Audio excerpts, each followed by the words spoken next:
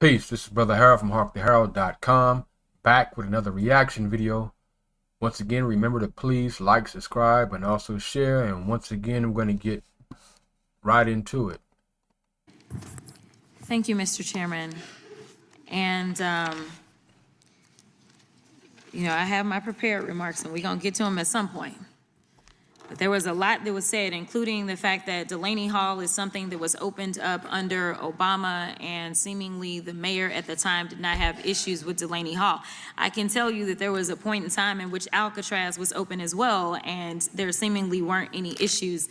The fact is, as the mayor of any city, I want to be clear that there is a duty, and that duty is to make sure that any and every building that is opened in that city is up to code. So just because something may have been up to code in 2008 doesn't mean that in 2025 that it was up to code. And there are those that should respect the authority of the city in which they are operating in.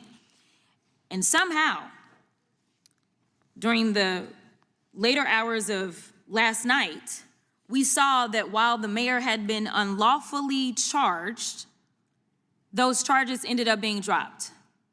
The mayor of the largest city in the state of New Jersey was charged with criminal trespass. Now, we have video footage, and I'm not gonna play it, but we have video footage of literally them opening the gate and then asking him to leave, and then he left. Therefore, there is no criminal trespass. But the reason that I bring it up is because this entire situation could have been avoided if people just would know their jobs and actually do their jobs. Because the entire chaos that ensued, it ensued because of the unlawful detainment and arrest of the mayor in the first place. But let me get to my actual remarks. The Republicans have called today's hearing for one purpose: to help an administration that's already rooted in lawlessness and corruption execute their dangerous assault on American democracy. So in today's hearing, you'll hear them admonish their own congressional colleagues and excuse the behavior of the out-of-control, corrupt Trump administration. They're going to try to convince you that they're here to protect law and order and the rule of law. But they won't mention how the Trump administration is openly defying many of the 162 court rulings that have paused his illegal executive orders. They won't talk about how the president has called for the impeachment of judges who rule against him, or how they're allowing ICE agents to raid churches and elementary schools. They won't talk about how they're allowing Trump to purge the Department of Justice of employees who helped investigate the January 6th insurrectionists. They won't talk about how this administration is preparing to give $5 million to the family of Ashley Babbitt, who participated in said insurrection, because they don't actually care about law and order and the rule of law. They're here today for one reason: to forfeit their constitutional oversight responsibilities.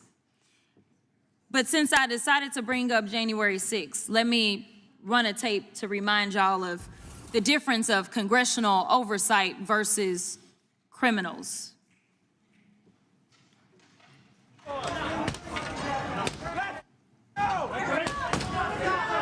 We're here conducting an oversight visit, which we have the power to do as congressional members.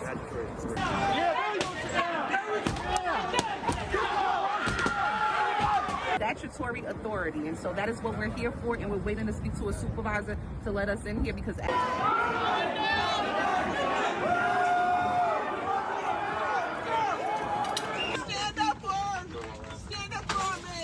we will be your eyes and your ears, and we will report to you, Mayor.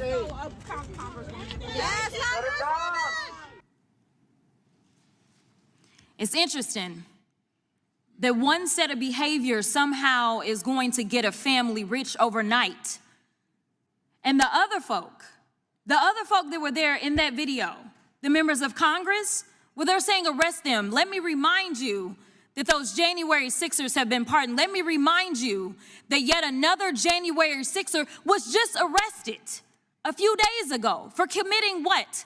Another crime. So if we're gonna talk about us keeping our streets safe, let's be real about who's causing crimes. who actually went through what we call due process, because no one denied the January 6th insurrectionists of their due process. They went to court, they either pled guilty or were found guilty, and they were sent to prison, and half of them, actually all of them, if their sentences said so, should still be in prison. Because we as Americans would be safer. We won't get into the fact that another one was already in trouble because they had already killed somebody. But I'll continue on. Right now, our Republican colleagues want to forfeit their constitutional oversight responsibilities. Let's talk about what's actually happening. In March, we learned that the Trump administration was dismantling the Department of Homeland Security's Office of Civil Rights and Civil Liberties and terminating staff at the Office of the Citizenship and Immigration Services Ombudsman. And in the Office of Immigration Detention Ombudsman, because they argue, quote, these offices have obstructed immigration enforcement and, quote, undermined DHS's mission. The Office of Civil Rights and Civil Liberties investigates public complaints about possible violations of civil rights and civil liberties in DHS activities, including immigration enforcement and discrimination. And in the Immigration Detention Ombudsman's it is their primary responsibility to conduct oversight on conditions at immigration detention centers. So why would the Trump administration want to dismantle offices tasked with conducting oversight of immigration enforcement and detention facilities? The simple answer is, without them, there will be no internal oversight offices to assess the legality of the Trump administration's policies on immigration enforcement. So what have the results been? Since Trump took office on January 20th, 9 detainees have died in ICE custody. In fact, in Trump's first month in office, more detainees died in ICE custody than at any time since fiscal year 2020. Congressional Democrats have engaged in oversight activities of immigration facilities across the country, from Florida, where a 44-year-old Haitian woman died in ICE custody, to Newark, New Jersey, where 3 of our Democratic colleagues visited an immigration detention facility to ensure the humane treatment of detainees. This wasn't about going in and breaking nobody out, y'all, especially when there were cameras rolling everywhere. That's not what they were there to do. Now, in a breathtaking act of executive obstruction of congressional oversight and the unprecedented weaponization of the Department of Justice, we have an interim U.S. attorney for New Jersey who for years has argued in court that Donald Trump is above the law. She has announced criminal charges against Congresswoman McIver for, quote, impeding and interfering with law enforcement. However, our power as members of Congress to conduct oversight is found in the Constitution and federal law. In fact, federal law explicitly prohibits DHS from, quote, preventing a member of Congress from entering for the purpose of conducting oversight any facility operated by or for the Department of Homeland Security used to detain or otherwise house aliens, or to make any temporary modification at any such facility that in any way alters what is observed by a visiting member of Congress. It is against the law. Full stop. Separately, the court has consistently held that the speech and debate clause of the Constitution protects individual members from prosecution for legislative acts, including, quote, fact-finding, field investigations, and information gathering. The court has consistently held that the primary purpose of the speech and debate clause is to, quote, prevent intimidation by the executive and before a possibly hostile judiciary. So let's call this for what it is. This administration is criminalizing legislative oversight, and the Republicans on this committee are helping them to do so.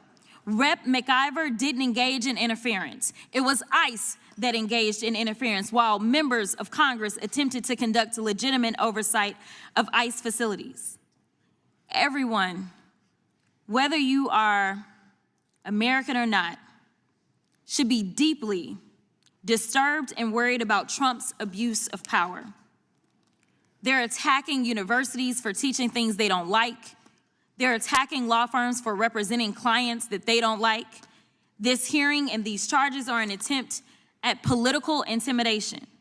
The 3 members in Newark were exercising their constitutional duties to check an out-of-control executive branch.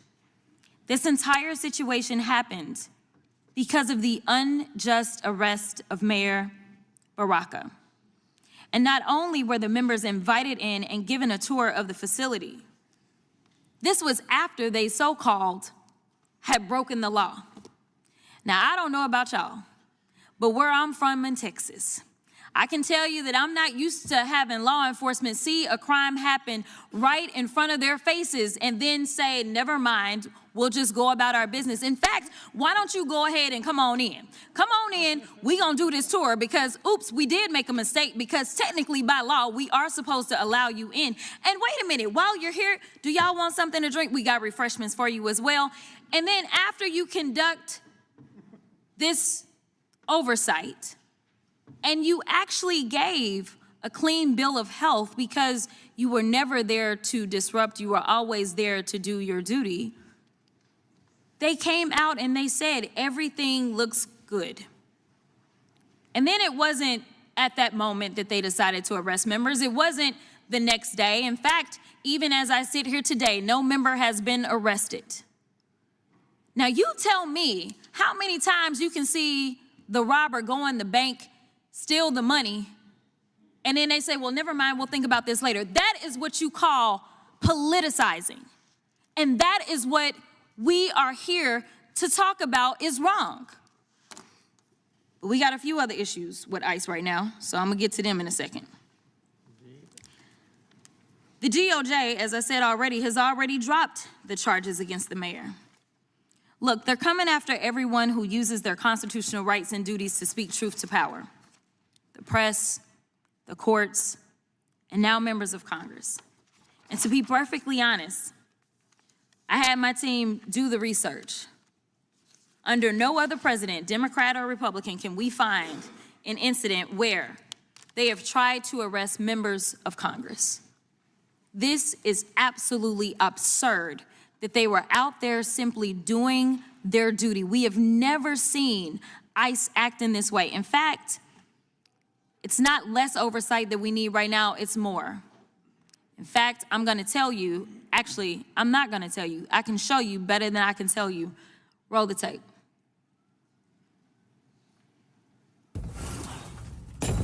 Shocking video showing the moment ICE agents smashed a car window and forcibly removed a man in New Bedford. 29-year-old Juan Francisco Mendez has no criminal record and was...